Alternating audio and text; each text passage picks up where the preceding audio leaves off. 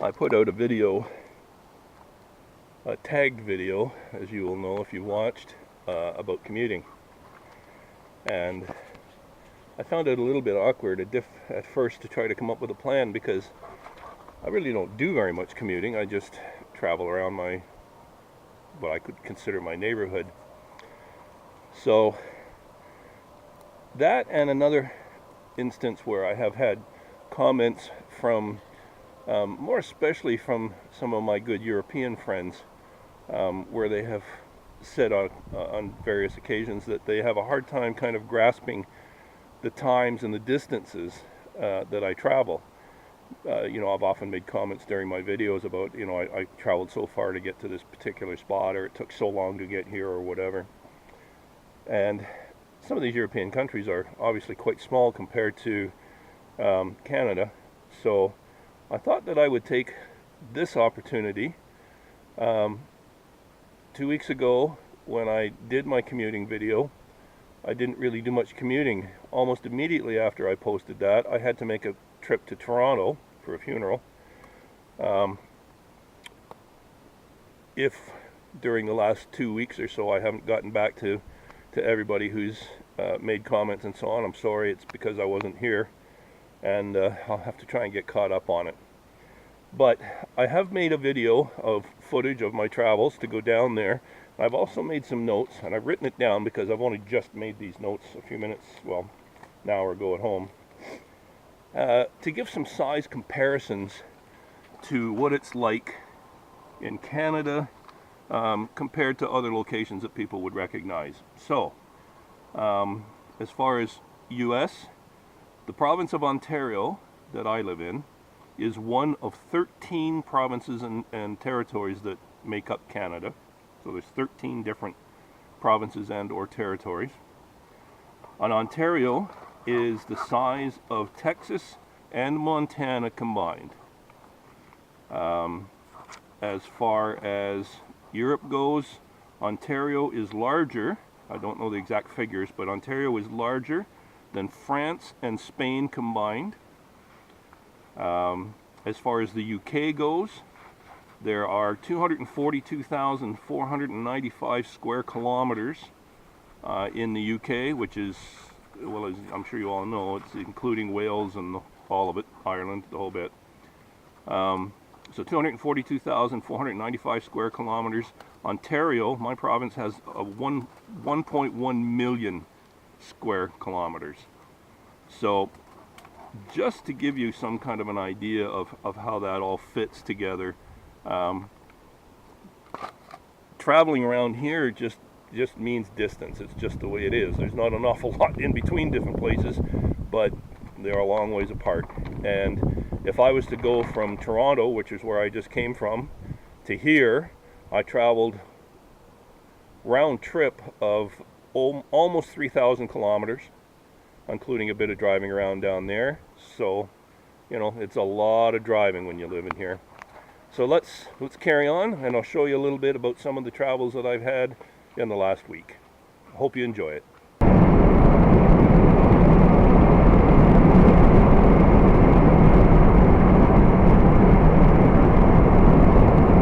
This is it.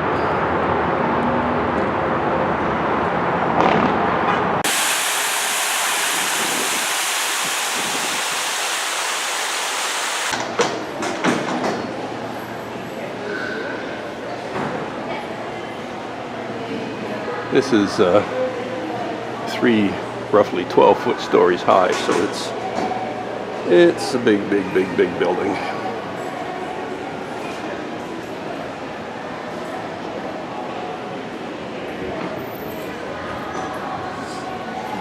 This is absolutely filled with taxidermied stuff.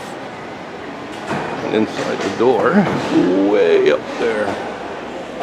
Wow, way up. Tons and tons of big smokers and things of various styles and sizes. Oh yeah. And in the midst of all this is an actual real airplane. But when you first come in, you hardly even notice the darn thing. The aquarium.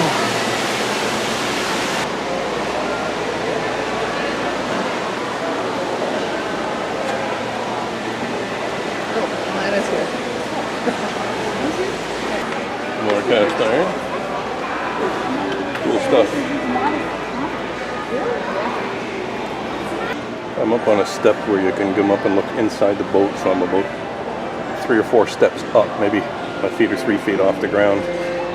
So this is the sort of the only point where I can get a little bit high enough to try to pan around and get some kind of an idea of some percentage of what this store is like. It's just ridiculous.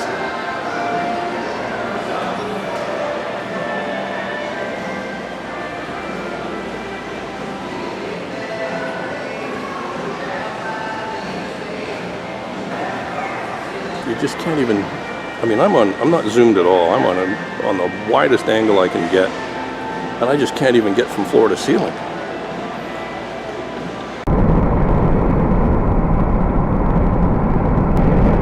Well, only 900 kilometers to go. So this is Highway 11, which is the Trans-Canada Highway, and it's the only highway that goes up through this whole section.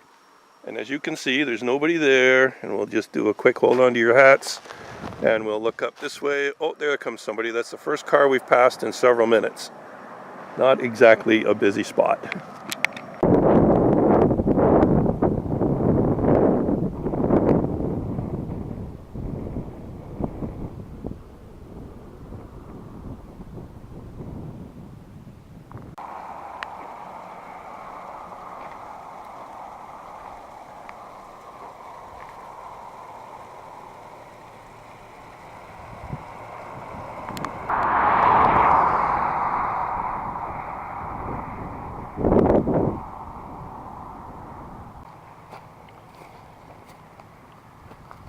As you can see, when they built this fence, they built it sturdy, and it goes through swamps, and that's a chunky fence. And it goes up hills and down hills, and they drill through rock to stick the posts in. It goes through the middle of swamps. Sometimes only the top 4 feet of the thing are sticking above the swamp water. But they were pretty serious about keeping those moose from going through. And we carry on. We're about 4 hours and a half, maybe, yeah, a good 4.5 hours, maybe more, maybe 5 hours into the journey here. And we're getting there. We're almost halfway.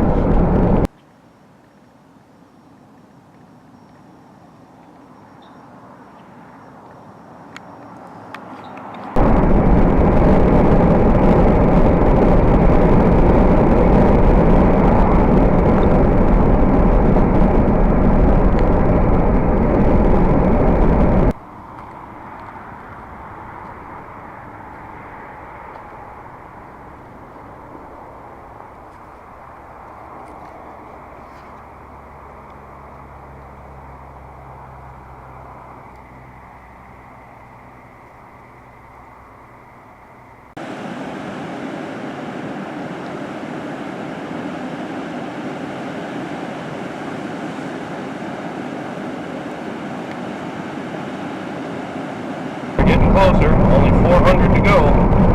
It's looking good. But when you get this far north, for some reason nobody wants to come here. Can't understand it. Anyway, 400 to go. We're well on our way.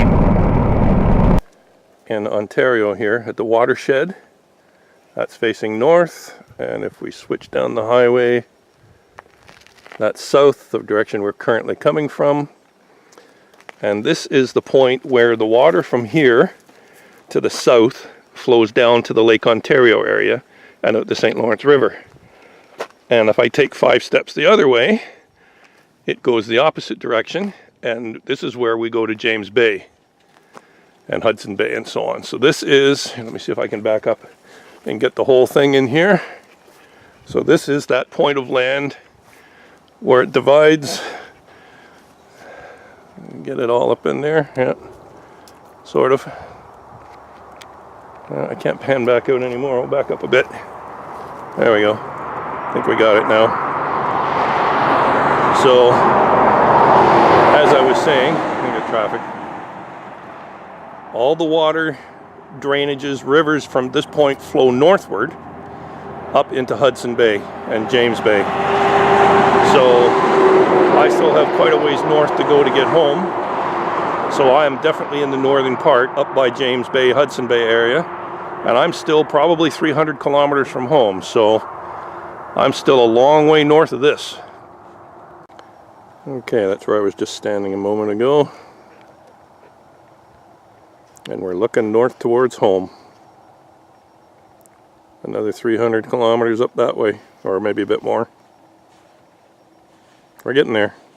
I keep saying that, but it's a long, long way to go. We've been about 10 hours on the road so far. Now, normally we can make the whole trip if we push through and only stop for fuel. We can usually do it in a hard run for 12 hours. But we've been stopping quite a few times to take video and pictures, so we're probably adding an hour to that travel time. Yep, he's in big trouble. I don't know how he's going to get that off of there. There's water. And he's on some seriously rotten ice right now. Water all around him. Look at that. My goodness.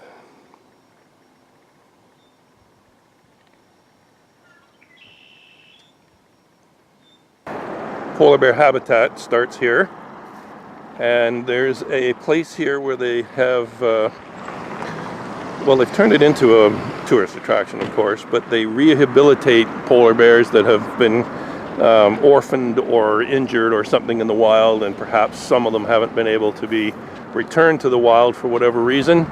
So they have a location here where you can actually go and swim with them.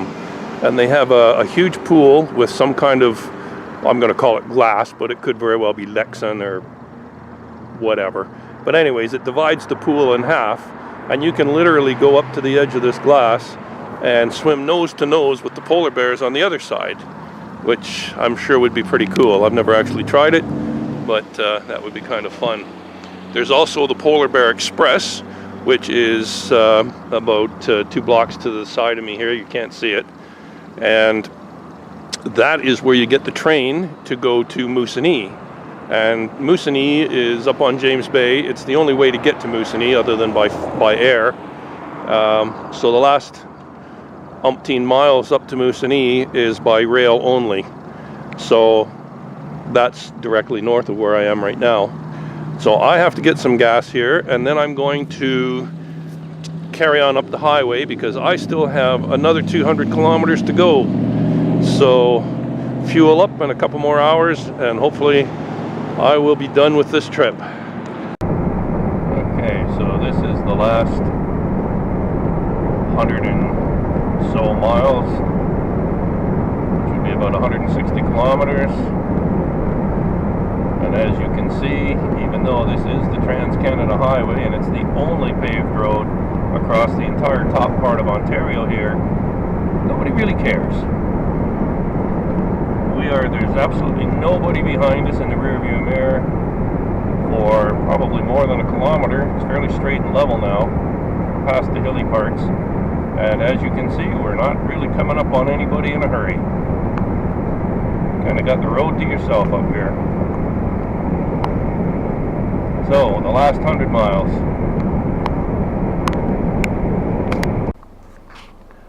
Just gonna pop into the liquor store here and get a bottle. Nice place.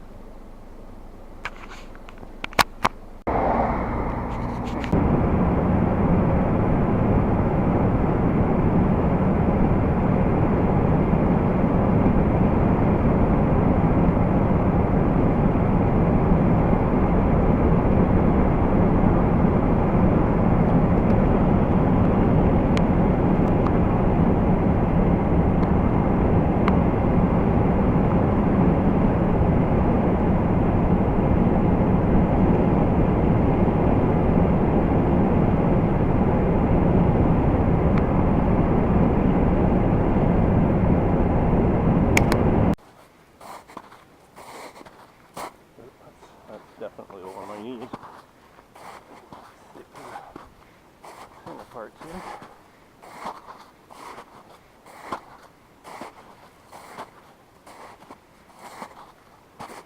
Oh, yeah.